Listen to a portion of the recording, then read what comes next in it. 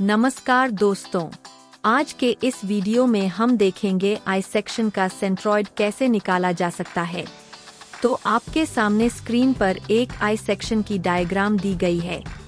उसकी विड्थ है 100 mm और हाइट है 200 mm। आई सेक्शन दो हिस्सों में बांटा गया है। आई सेक्शन का जो वर्टिकल कंपोनेंट है उसे वेब कहते हैं। इस डायग्राम में उसकी डायमेंशन है 10 mm by 180 mm और जो हॉरिजॉन्टल कंपोनेंट है उसे फ्लैंज कहते हैं। इस डायग्राम में उसके डायमेंशन है 100 mm by 10 mm। तो चलो देखते हैं उसका सेंट्रॉइड कैसे निकाला जा सकता है। किसी भी शेप का सेंट्रॉइड निकालने के 5 स्टेप होते हैं। Step 1, bring shape in first quadrant. Shape को पहले क्वाड्रेंट में लेना। Step 2, convert given shape in basic shape, यानी कि दिए हुए शेप को छोटे छोटे हिस्सों में बांट देना। Step 3, find the areas of basic shape, यानी सभी बेसिक शेप का एरिया फाइंड करना। और सबसे महत्वपूर्ण स्टेप 4, बेसिक शेप का x और y डिस्टेंस निकालना। और सबसे आखिरी वाला स्टेप नंबर 5, पूरी डायग्राम का सेंट्रॉइड निकालना। तो आइए हम स्टेप नंबर 1 से शुरुआत करते हैं। दिए हुए शेप को फर्स्ट क्वाड्रेंट में लेना। इसके लिए हमें दिए हुए शेप को सबसे लेफ्ट वाले हिस्से को y एक्सिस चिपक के रखना है और सबसे नीचे वाले हिस्से को x एक्सिस चिपक के रखना है। तो यहाँ हमारी स्टेप नंबर 1 पूरी हो गई। अब आगे बढ़ते हैं स्टेप नंबर 2 की ओर। दिए हुए शेप को छोटे छोटे हिस्सों में बांट देना।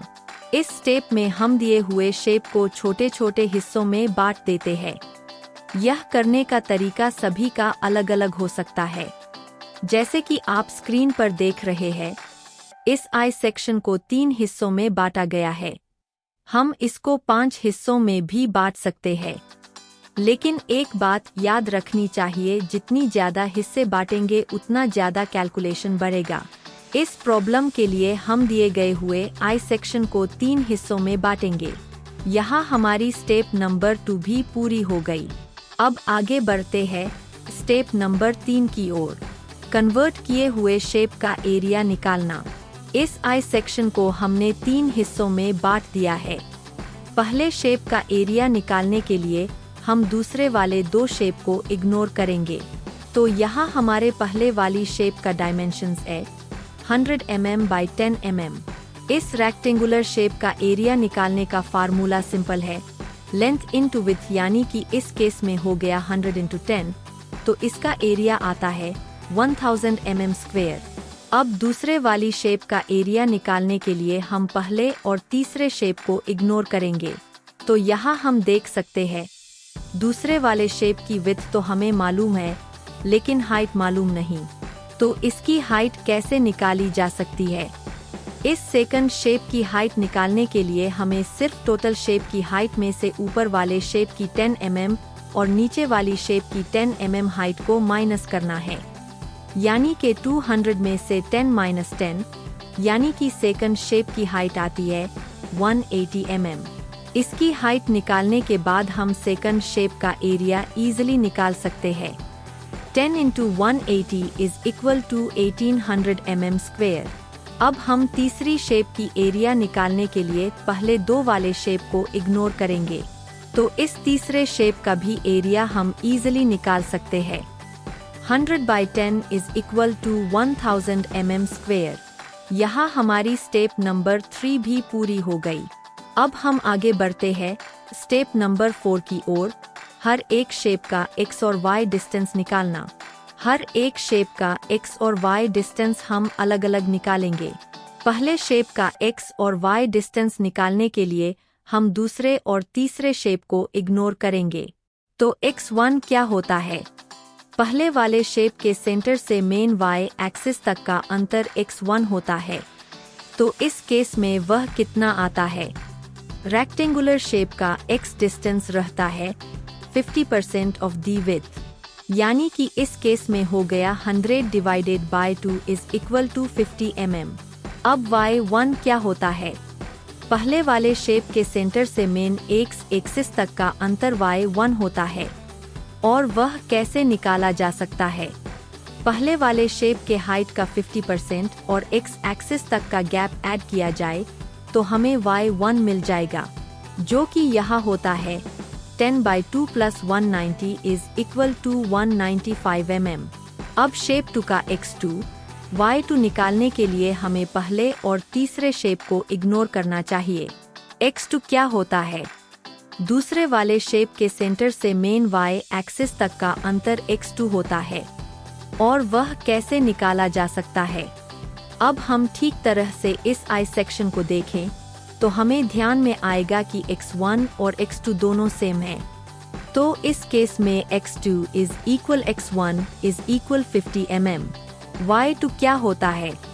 दूसरे वाले शेप के सेंटर से मेन x एक्सिस तक का अंतर y2 होता है और वह कैसे निकाला जा सकता है।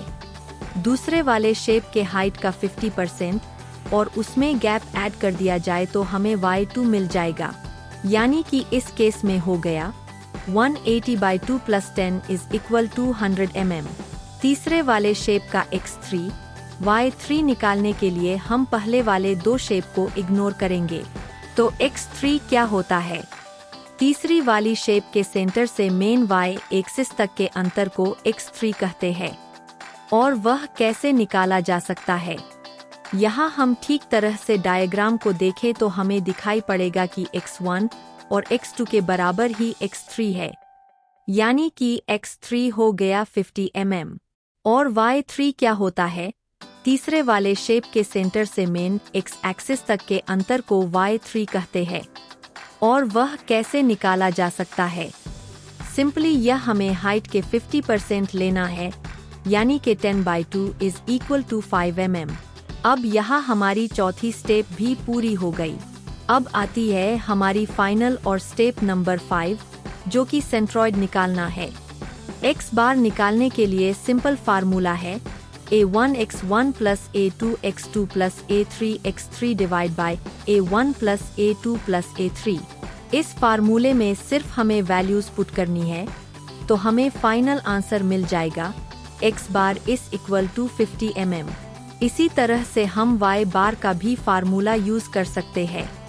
y बार = a1y1 + a2y2 + a3y3 / a1 + a2 + a3। इस फार्मूले में सिर्फ हमें वैल्यूज पुट करनी है तो हमें फाइनल आंसर मिल जाएगा y bar = 100 mm।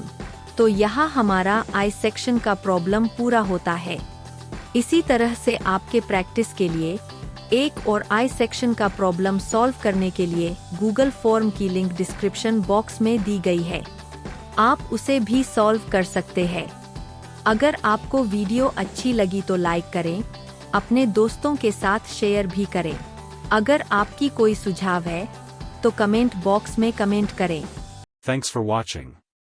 For more details visit our blog nalandaeducation2.blogspot.com. Join out Google Classroom to get detailed notes, educational games, solving worksheets, quizzes and more.